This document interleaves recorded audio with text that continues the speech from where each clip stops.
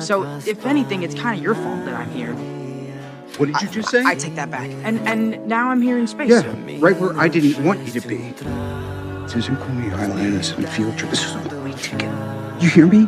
Don't pretend you thought this through. I know you didn't. You could not have possibly thought this. You can't be a friendly healer in Spider-Man if there's no neighborhood. Okay, that didn't really make sense, but you know what I'm trying to say.